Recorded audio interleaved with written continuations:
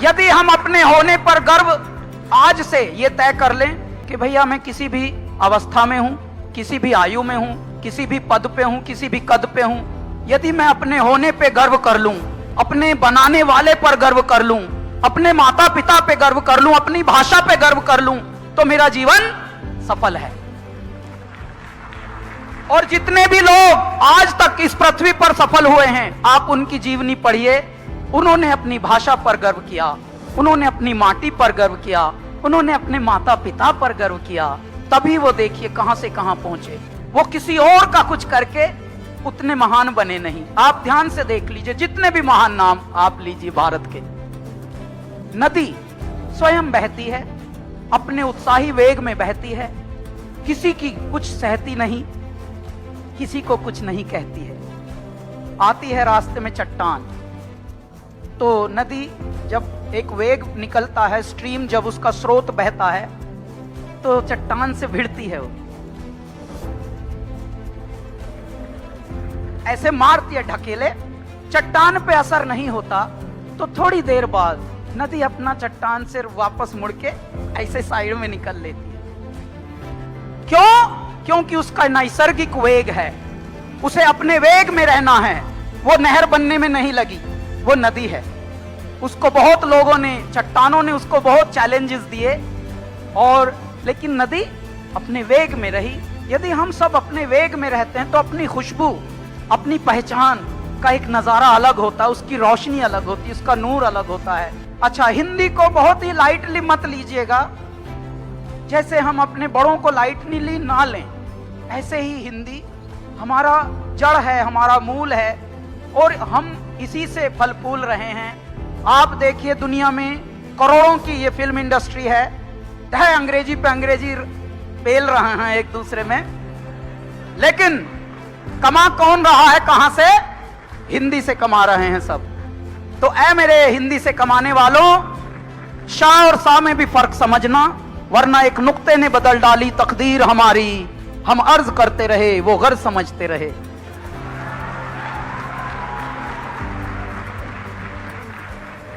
वहां से यात्रा शुरू हुई अल्लाह के बंदे से, और आज एक फिल्म में हमने गाना गाया, बाहुबली। देखिए अभी 14-15 ही साल हुए हैं जिंदगी को। बाहुबली में संस्कृत के उवाच हो रहे हैं, संस्कृत के श्लोक गाए जा रहे हैं, वो भी श्रृंगार रस में, जिसे रोमांटिक कहते हैं अंग्रेजी में, रोमांस, रोमांटिक सॉन्ग्स, उनमें संस्कृत। ये है हिंदी का प्रभाव और हमारी मूल भाषा संस्कृत का प्रभाव। आप सब अपने हृदय में एक विश्वास रखिए, अपनी भारतीयता पर विश्वास रखिए, अपने होने पर विश्वास रखिए, अपने आत्मविश्वास को परमात्मा का बहुत बड़ा उपहार मानिए कि हाँ यार, हम यदि पैदा हुए हैं और वो भी भारत में हुए हैं, तो हम किसी को इम्प्रेस करने के लिए बने नहीं हैं। हम जो हैं वह वैया हैं, और जो है यदि वो वैया है तो अपने आप में पूर्ण है। आप समझिए, प्लीज झूठ बोलना बंद कर दीजिए सुबह से शाम तक। How are you? I am fine. बिल्कुल गलत है। Don't be sensor. सेंसर मत बनिए कि गाड़ियों के पास कोई आएगा चूं चूं चूं करेगा। आप आजकल तो ये नई बीमारी लिफ्ट में भी आ गई। होटल में अभी हम 2 बार उतरे चढ़े होटल में, वहां भी बोल रहा है हाय हाय, और फिर मुंह हाउ आर यू कहकर मुंह इधर कर दिया। भाई पूछ तो ले, सुनने का मादा तो रख। तो कृपया झूठ मत पालिए, झूठे मत बनिए, प्लीज जिंदा दिल रहिए। और जिंदा दिल वही रह सकते हैं जिनको आत्मविश्वास से परिपूरित जीवन मिला हो। जिंदा दिल रहेंगे तो भाषा का भी सम्मान होगा, भारतीयता का भी सम्मान होगा, और स्वयं का एक स्वाभिमान का सम्मान होगा। कृपया जो भी जिस आयु में है, झूठ मत पालिए, झूठ मत पलने दीजिए। एक उदाहरण देता हूं, 10 वर्ष का हो गया है कबीर, मेरा बेटा।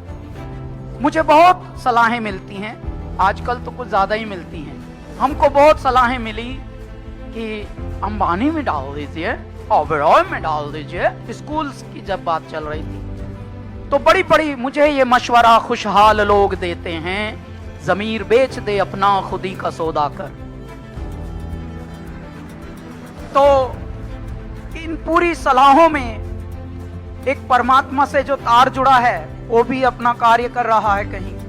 तो मैंने एक ऐसे स्कूल में अपने कबीर को डाला हुआ है जो गुरुकुल टाइप का है मुंबई में।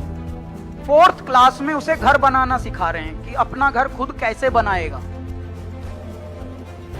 ये नहीं सिखा रहे हैं कि भाई कौन सा गणित है कौन सा ये, वो तो सब सीख जाएंगे वक्त के थपेड़ों के साथ। हर आदमी अपना गणित खुद सीख लेता है गुणा भाग। लेकिन तू घर बना के दिखा भाई, अपना फसल काट के दिखा, बो के और फसल काट के दिखा। ये सब चल रहा है वो भी मुंबई में। अच्छा, ये अपनी अपनी चॉइस है। क्यों? क्योंकि हमारा भारत ऐसे ही पला है। बात चाहे बेसलीके हो मगर बात कहने का सलीका चाहिए।